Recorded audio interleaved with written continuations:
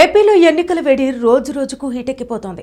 తెలుగుదేశం పార్టీకి కంచుకోటగా ఉన్న పెద్దాపురం నియోజకవర్గంలో ఈసారి కూడా ఫ్యాన్కు చెమటలు పట్టక తప్పదన్నట్టుంది పరిస్థితి. కాపులు నిర్ణయాత్మక శక్తిగా ఉన్నారు. ఇప్పటికే 6 సార్లు టీడీపీ ఇక్కడ జెండా ఎగురవేయడంతో వచ్చే ఎన్నికల్లోనూ పసుపు జెండానే ఎగురుతుందని నమ్ముతోంది టీడీపీ. ఇక్కడ హ్యాట్రిక్ కొట్టేందుకు నిమ్మకాయల చినరాజప్ప శాయశక్తులా ప్రయత్నిస్తున్నారు. ఎల్లవేళలా ప్రజలకు అందుబాటులో ఉండే మనిషిగా మంచి పేరు మూటగట్టుకున్నారు. వైసీపీ హయాంలో రాష్ట్రానికి ఒరిగిందేమీ లేదనే వాదనతో ముందుకు వెళుతున్నారు. ఇక వైసీపీ విషయానికి వస్తే రాష్ట్ర హౌసింగ్ బోర్డు చైర్మన్గా ఉన్న దవులూరి దొరబాబు పెద్దాపురం ఇన్ఛార్జిగా ఉన్నారు.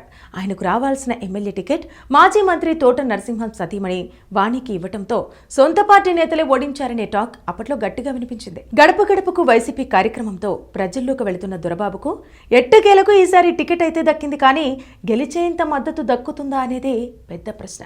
ఎందుకంటే తోట వాణి, తోట సుబ్బారావు నాయుడుకు చెందిన క్యాడర్ దొరబాబుకు వ్యతిరేకంగా పనిచేస్తున్నట్టు పుకార్లు షికార్లు చేస్తున్నాయి. వైసీపీ సర్వేల్లోనూ దొరబాబుకు అంతగా అనుకూల పరిస్థితులు లేవనే చర్చ జరుగుతోంది. తన క్యాడర్ని కాపాడుకోవడంలో ఆయన ఫెయిల్ అయ్యారనే వాదన ఉంది. ఇలాంటి పరిస్థితుల్లో పెద్దాపురంలో ఎగిరేది పచ్చ జెండానా, నీలి జెండానా అనే ఉత్కంఠ సర్వత్రా నెలకొంది. అధికారం కట్టబెట్టేది శాసించడానికి కాదు, పాలించడానికి. 5 ఏళ్లకు ఒక్కసారి చేతికొచ్చే ఆయుధం అసమర్థుని ఆదుకోవడానికి కాదు, దమ్మున్న నేతని ఎన్నుకోవడానికి.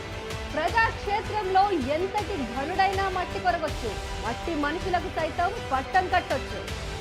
ఎవరిని సింహాసనం ఎక్కించాలో, ఎవరి మెడలు వంచాలో ప్రజలకు బాగా తెలుసు. ఇప్పుడు సమయం ఆసన్నమైంది.